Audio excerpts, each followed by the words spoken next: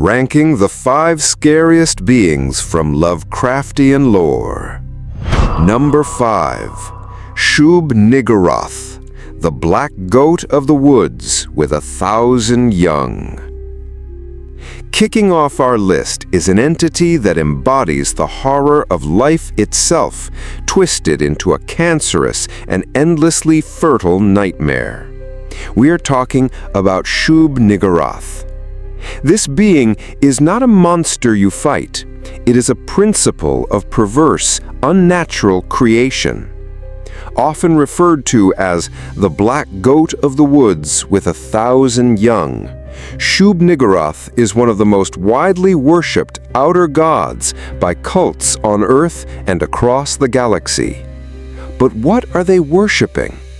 The descriptions are vague and utterly horrifying. Shub-Niggurath is typically depicted as an enormous, amorphous, cloudy mass, constantly roiling with writhing black tentacles, drooling mouths, and short, spindly goat-like legs.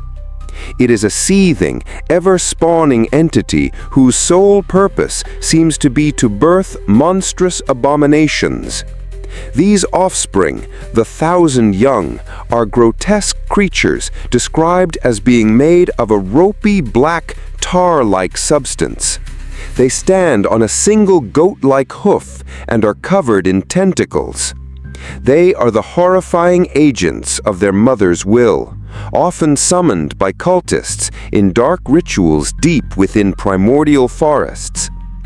The horror of Shub-Niggurath isn't just in her appearance, but in what she represents: life without purpose, creation without meaning, a biological engine of pure chaos that endlessly churns out monstrous forms. It taps into our primal fear of cancerous growth and the terrifying idea that nature itself can be fundamentally, horrifyingly wrong. While other gods may destroy, Shub-Niggurath creates, and her creations are a plague upon the cosmos. Number 4. Cthulhu. Here is the name that even those unfamiliar with Lovecraft know. The great, the dreaded, the sleeping god, Cthulhu. While he might be the most famous of Lovecraft's creations, he is not the most powerful, which is a terrifying thought in itself. He is merely a high priest to the outer gods, yet his power is enough to drive the world to madness. Cthulhu lies in a death-like slumber within the sunken, cyclopean city of Raya, deep beneath the Pacific Ocean. His form is a grotesque parody of the human shape, but on a scale that defies comprehension.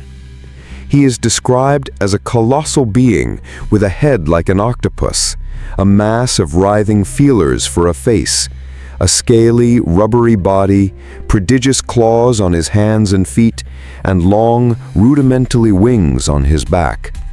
His very form is said to be made of a substance not native to our reality, allowing him to reform his body if it is ever damaged.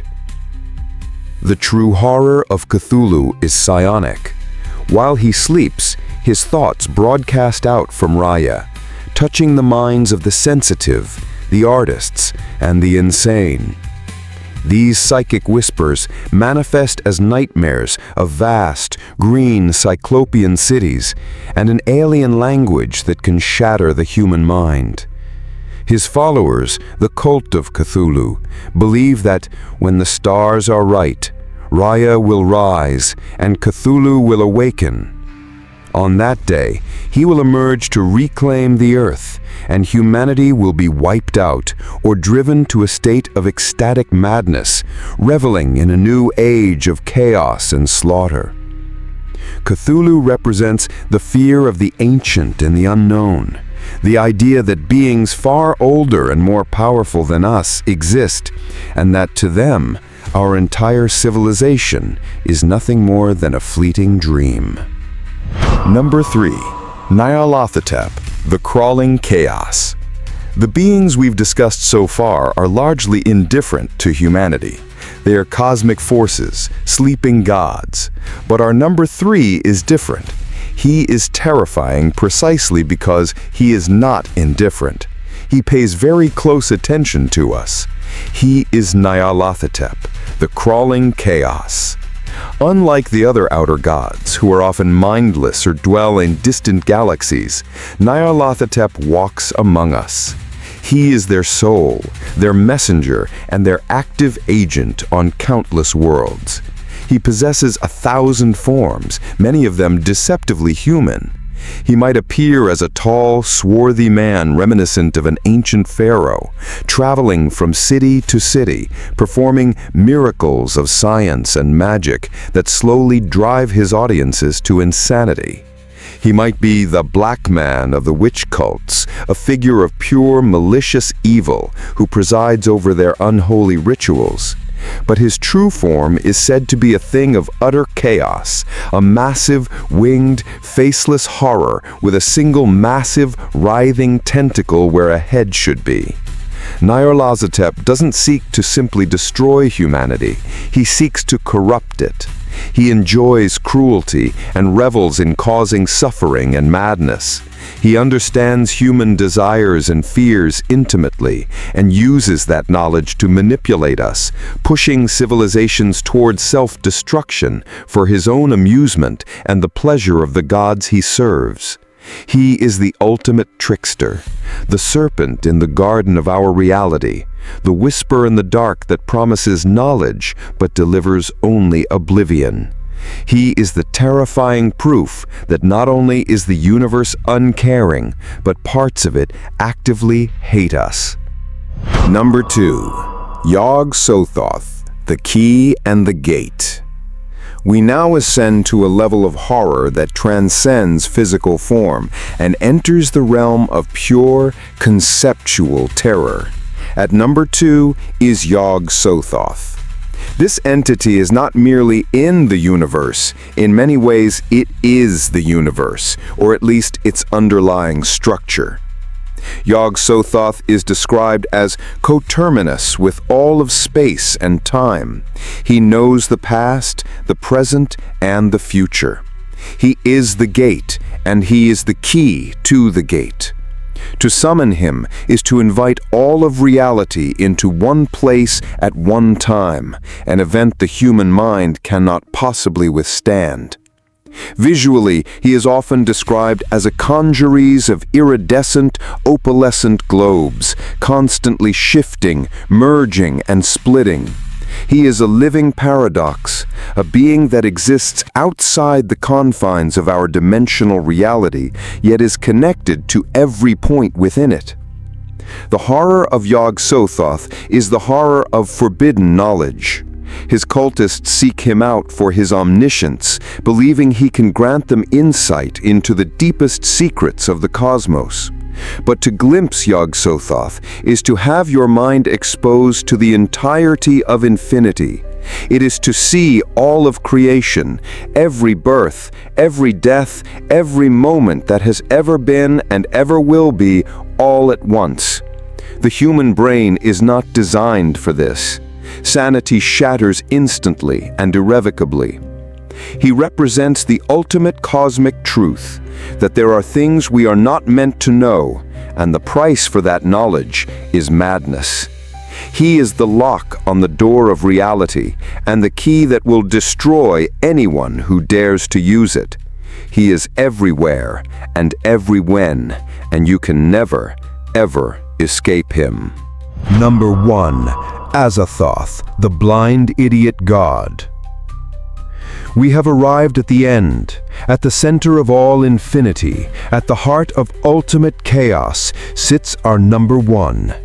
This is not a god you can pray to, bargain with, or even comprehend. This is the source of all things, the primordial being whose existence is a mindless, cosmic mistake. This is Azathoth, the blind idiot god.